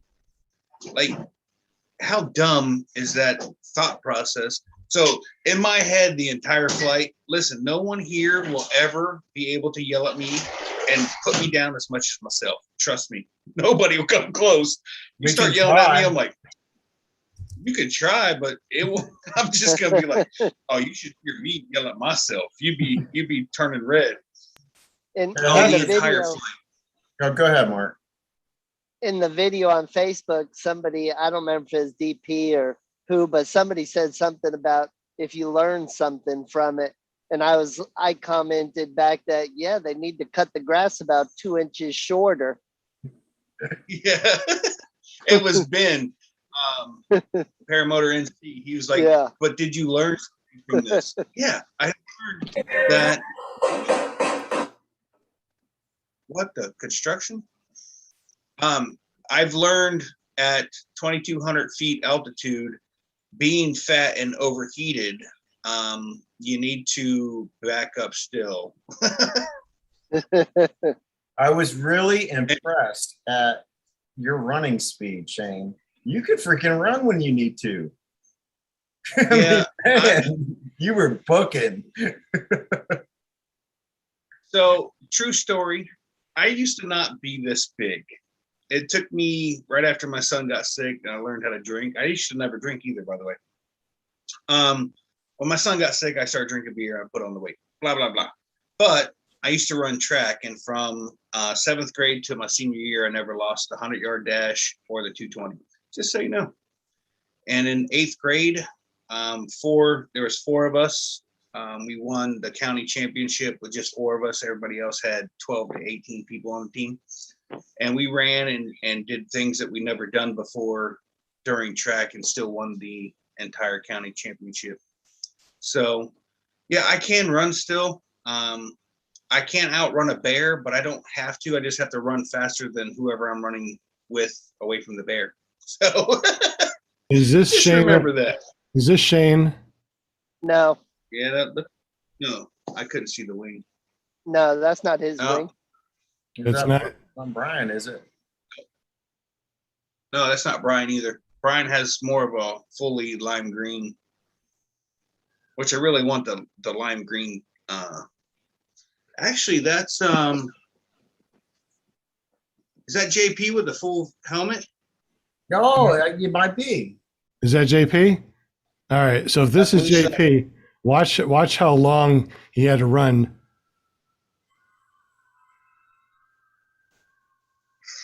And run right for that ditch. There's a ditch over there. And that footage is not sped up, right? No, that's real time. It's really amazing how long people had to run. I got a lot of videos of people running.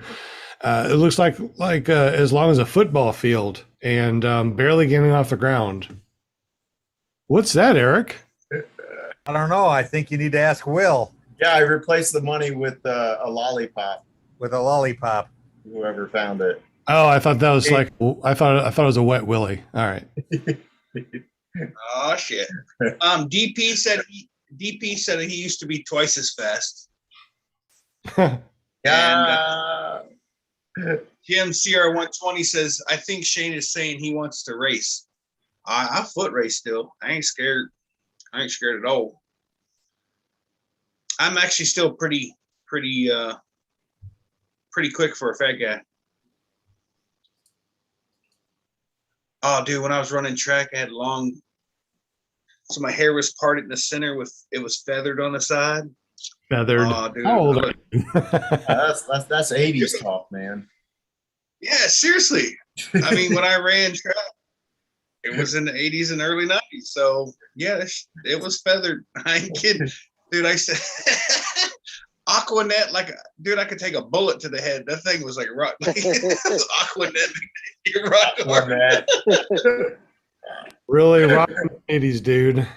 You know how many times I've tore my car apart looking for my hairbrush? Dropped it between the seats or whatever. I'm like, where the hell my hairbrush? I can't get out of the car looking like this. Ben asked for photo evidence. Yeah, I was just thinking the same thing. Yeah, you ought to prove it. While you're doing that, Eric, you're sitting where I lay my head. So I'm just saying. I know, man. Actually, she is sitting where you lay your head. No, it depends on, because I bounce back and forth. So. Oh, now Will's playing the entire He bounces couch. when he sleeps. I don't judge. Anyways, hey, so man, after the fly-in, I opened up my cupboards and the fridge. I ended up with 1.5 gallons of milk I never bought. We have more forks, plastic forks, than you can shake a stick at. We ended up with plates, foam plates, a case of napkins. I don't even know. I didn't even see this stuff out at the fly-in. All of a sudden, we open up our cabinets. Where did this come from? Jade and I are looking at each other. I don't know. So. Oh, man. We ended up with some extra stuff. I haven't found any shirts under the bed. Back to your picture, Shane. Did you any pictures? Any 80s pictures? And I should scan a couple and put them at the end of my videos. They're randomly in my video, just as a literally I'm flying through the mountains and then there's my hair. Poof. And it was down past my shoulders too, just so you know. I actually you didn't lost have it. a mullet, did you? No mullet. It literally was feathered and long in the back. It was gorgeous. Yeah, Anyways. feathered, long in the back, short on the front. That's a mullet. No, it wasn't short on the sides. I could cover my eyes with my hair. It was all feathered back. It was beautiful. But anyways, I had a football gamble with my football coach. If my team won, he had to grow his hair out. He had a flat top, military man for all of his life, and then for whatever reason decided to become a school teacher and deal with kids. But and if I lost, I had to get a flat top. So literally I lost and went into the barbershop, and I'd never been to a barbershop in my life. I always go to a hairdresser place to get my hair done. And dude, I will always be honest 100% on this show. I'll tell embarrassing stories. I don't care. I went in, the guy's like, we don't do that type of hair here. I was like, oh no, I want a flat top. He's like, sure, no problem. And 10 minutes later, I walked out. I even bought some wax to do the front of my head so it would all be uniform. Like a stick? Like a stick? Yeah, and then you like combed it up or whatever, and it would make it stick. Oh, dude, I had it all. And then, oh man, I got rode hard and put away wet the next day I went to school. Oh, dude, everybody was like, what happened to your hair? I was like, I lost gorgeous hair. I know. My girlfriend at the time was, dude, she was mad. Oh, she was so mad. But she didn't have to worry about me stealing any of her Aquanet after that. And game was high maintenance back then. Yeah. Oh, you guys have no idea. Let me see if Krista will come in here and tell a story. Because I was growing my hair back out right before we got married, and I don't know. I got tired of my hair one day, and I was like, man, that flat top was so much easier. So I went and got a flat top haircut day before our wedding. And she still married me. She was so mad at me, but couldn't get rid of me. Well, I mean, what's the big deal? Because don't you normally have one of those white veil things on where it covers the whole face? I didn't. She did. What kind of weddings are you going to, Will? I know. They want to. That's funny. They want to hear about my hair days. What did I spray when I had my feathered hair? Oh God, I wasn't dating you then. Hold on. Aquanet. Before the wedding. Oh, you. Okay. She started trying to cuss. Look, you can't cuss on YouTube. Cuss. So can you off camera tell the story loud enough that they can hear what happened? So he had some hair. How much hair? Not that much, but he had hair. Uh-huh. And I said, please don't cut your hair before the wedding. She asked me not to cut my hair before the wedding. What happened? You got a flat top before the wedding. It looked good though, didn't it? He wanted super hair. No, that was way before you. I did have a rat tail too. That wasn't before me. Do you even know who I am? Not really. So I had a flat top, and then I let at the time there was it was in style to have a rat tail. So you had like a chunk of hair that you braided. Yeah, that's how I learned how to braid hair, my own hair. I'm sure we have wedding pictures of you somewhere. Tony Marzano used to use Aussie Moose. I remember that. Yep. Yeah. Yeah, it was a little narrow can with a little white tip. It was purple. I use that too. Purple. Walter should know about that one. Oh, It's heck awesome. yeah. Moose Aussie.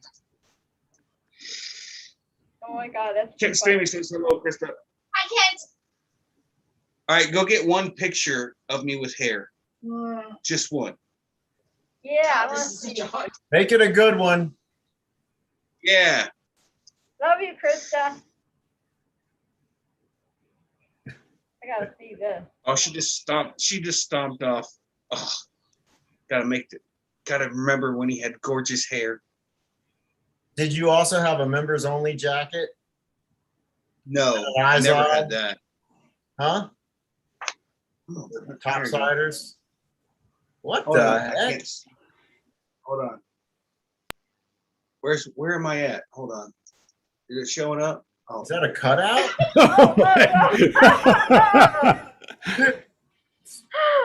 That's so funny. It looks Hold like on. a cutout. It does look like a cutout. it's hold on. I gotta turn the background off. Get back out You're gonna be there on. again. What a stud. Look at you. Look. Heart, it's like heart kind of in the middle there, and Yeah, check I check told out you the it- bling he's got around his neck. You had to take it off before a shower, or your neck would turn green. So that's funny. great. That's so Throw great. this anymore. That's too cute. Oh my God. This was the one that actually. I Shane forgot. was like the heartbreaker. I can tell. You got smiling that picture. Yeah, ladies. Heartbreaker It's Man? here. no, I was a breaker. Oh. I saved myself until I met you. Must not have heard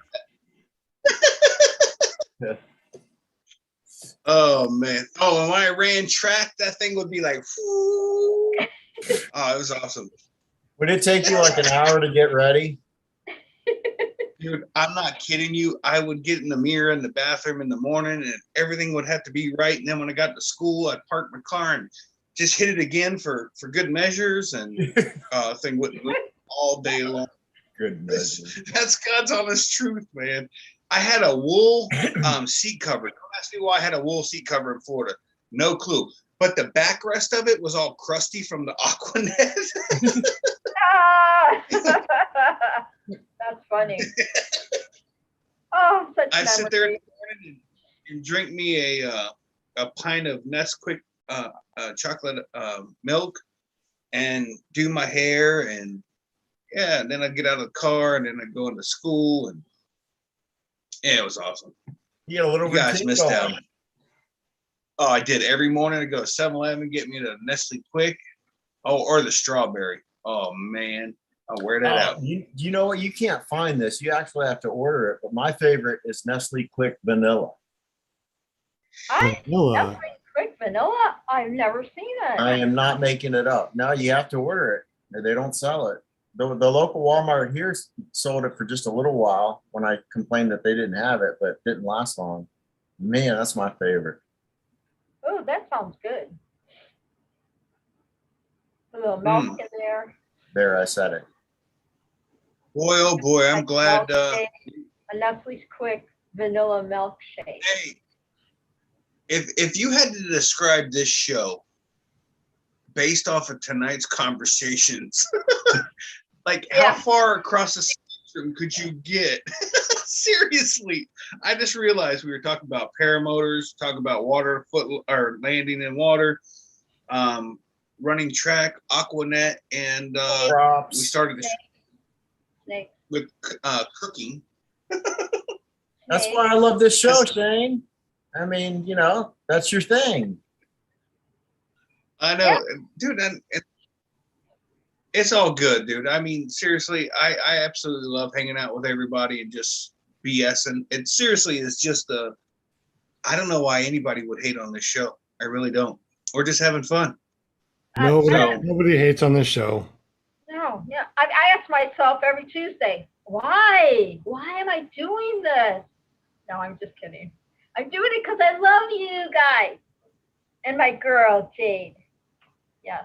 I was so lost last week with everybody gone. Oh yeah, sorry. Every night Yeah, I was sorry like, about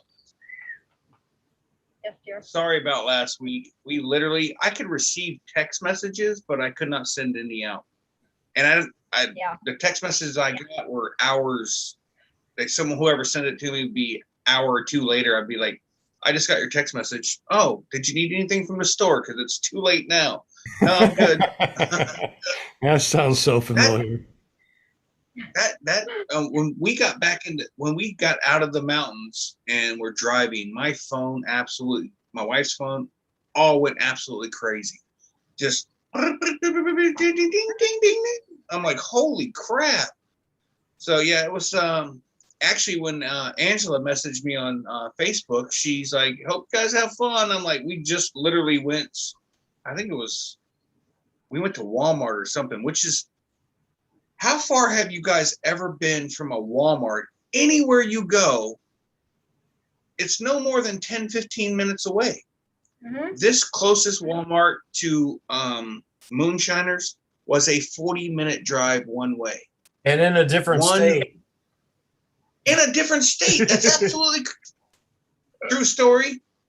In one day, I drove from Tennessee to North Carolina, came back, my generator quit working, have a warranty on it, drove to, it's Virginia, right? Or was it Virginia? Yeah, Virginia. Virginia.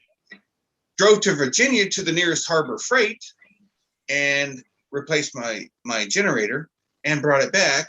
So yeah, I went to 3 states in one day. We didn't fly 3 states in one day, but I drove 3 states in one day.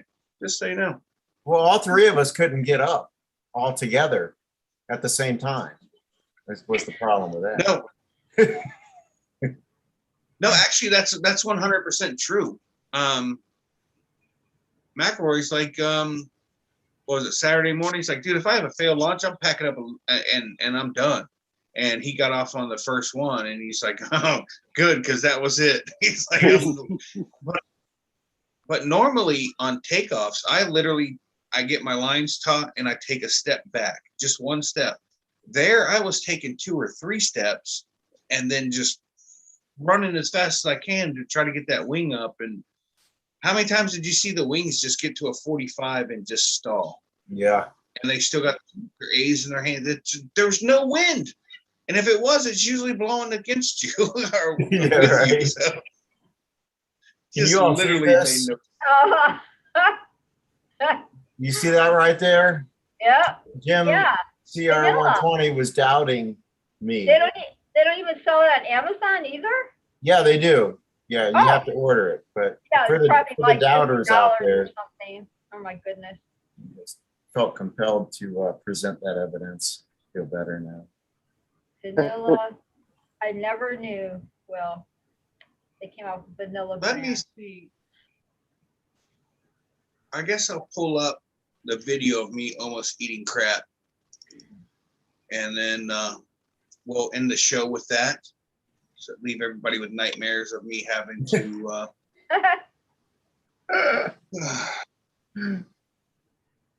hold on here. Sean, I think you need a little gel on your hair. Well, you know, at one time I did color my hair. Did? Yeah, let me go ahead and pull that up real quick before Okay. Shane pulls up something real See, quick. now we can talk about hair now. All I right, did too. here's I put the- my hair auburn. Oh, check it out, Oh, man. yeah, dude. Look at Yeah. that's when I was training for American Ninja Warrior. that. So what was that saying? Does the drapes match the carpet? Oh, absolutely. It was pretty amazing, and you know, Let's see if I can do it this way. There we go. Okay. So you see all this, you guys can see this, right? yeah. Yeah.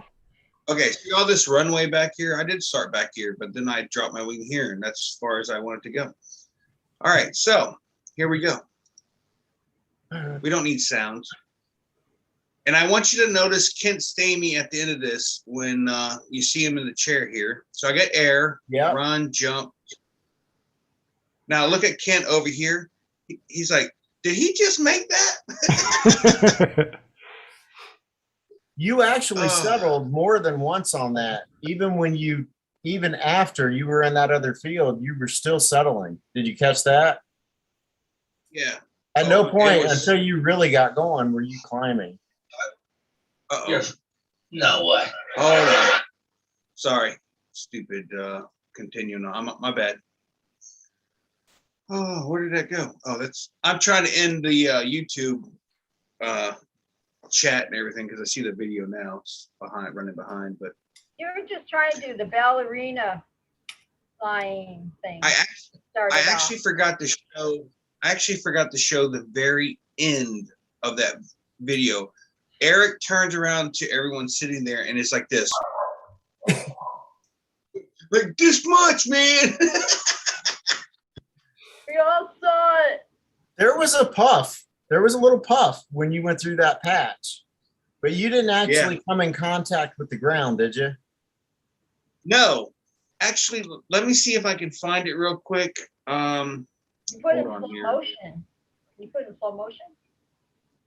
No, I have the video from up top. I just have to find it real quick. Let me this is gonna take a minute. You can actually see the grass. Jesus. Hold on. Okay, come on. I hate this computer. All right, that's not it. Come on. You guys keep talking. It'll give me a second to find this. So what did everybody have for dinner tonight? Just that, you know. Food. Food. Haven't eaten yet. Mark, what are you Not gonna yet. eat? I don't know. Whatever is available. I'll Oh show you. no, that was you, Will. I'll show you my long hair. There you go. There's my long hair. No, Oh, that's wow, that actor dude. Who's that actor Wow. dude that wears a ponytail? Me. There's my tattoos. You know my tattoos. That's me. Anyone know who I'm talking about? There's an actor dude that has a ponytail like that. He always plays mean type roles, you know, badass, bad butt type roles.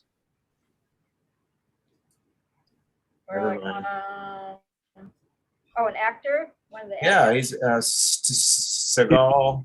Yes. Yes, Steven Seagal. Yeah. Yeah. Yeah. He Yeah, has the same tattoos as me, apparently. Yeah, he's pretty hot. Yeah. Anyway. Who are you talking So, about, Linda, are you Steven saying- Seagal or Shane? I mean, Sean. Hey, Linda. He's pretty Yeah. hot. I was talking about Steven All Seagal. right. Hello. Sounds pretty hot. You're right. Ah. That was your idol, huh, All right. Grandpa? You're like, yeah, I'm gonna be like Steve. Actually, yes. All right. Whatever. The hair. All right. Yeah. For whatever reason, this video, and if you guys could, Will, if you could help me out with this, I put the memory card, the SD card in the USB drive and then plugged it in the computer. It's coming up very spotty, and I don't know why. What's coming up? So Try, well, you can the try video. copy it to your desktop. Take it off the card. All right, here is the video. I do believe. Let me get past it. All right. See how it's like jumpy? Mm-hmm. I don't know why it's I don't know. Maybe low memory or.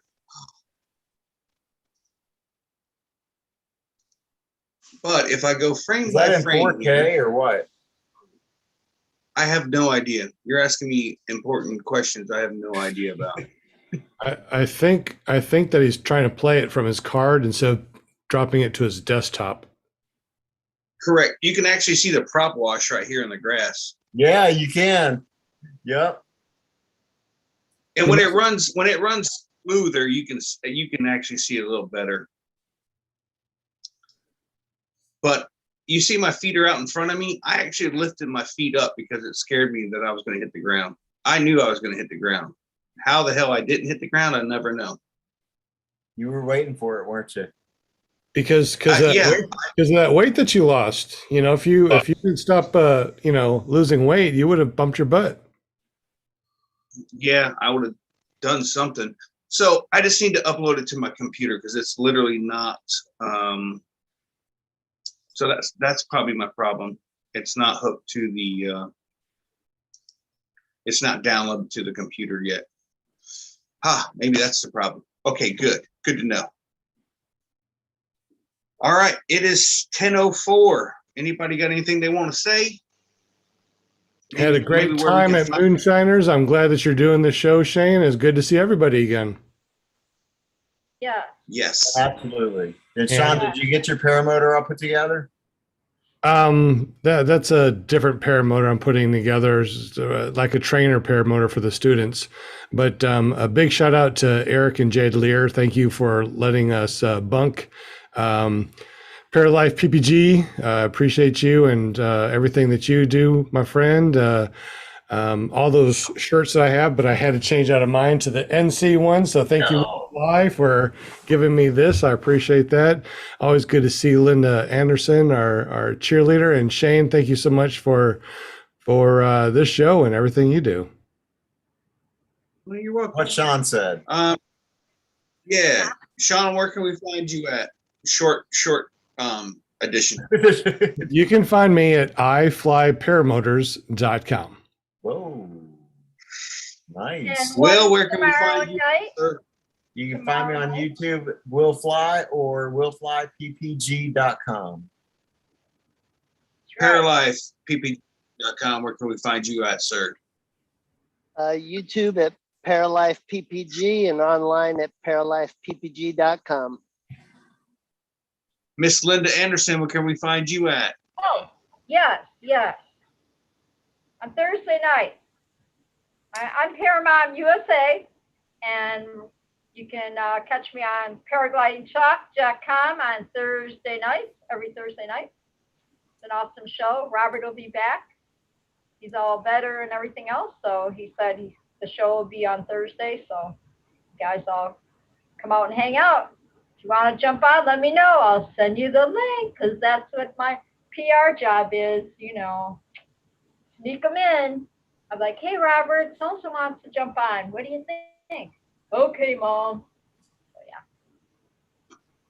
And Eric Lear, where can we find you at? You Other can than find me at, North Carolina.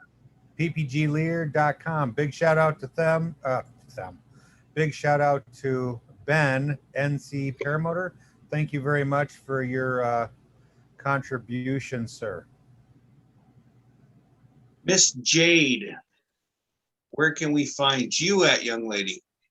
You can find me tomorrow night at, let's see if I figure this out and get it right this time. Girls Just Wanna Fly on YouTube. You can go to Flying Flamingo Jade or paramotorgirl.com. Zip it, you all. I will definitely be wearing my shirt tomorrow night to show support. Definitely wearing the shirt. It's flamingo-tastic. All right, and I'm Shane, and I didn't miss anybody, right? Everybody's here. Okay. I'm Shane, your host, with the not so much Goldilocks feathered hair anymore. Oh. You can find me at ppgshane.com or Never Trust a Skinny Chef Shane, which I will be coming out with a Moonshiners video shortly. And Saturday, I will be making a first time ever beef knuckle, I believe is what it's called. I'm going to smoke it, and it's going to be for my party, and hopefully it comes out, because I've never done one before. And you can only find like 5 videos on how to. So who knows? It could be good. It could be bad. I don't know. Shane, We're going to see. Shane, I'll talk to my dad. I'll ask him, and I'll send you little notes, or I'll text you, see what he says. Okay. All right. Sounds good. All right, guys. That is going to wrap it up for tonight. I hope to see everybody. Oh, Ben is going to be at Ohio at Dave Purdon's Suite. Ben, I'll see you there. Ben, FYI, food's on me, brother. Just because I said so. All right, guys. I will see you guys tomorrow night. Peace out. Peace out. Recording stopped, maybe. Yes.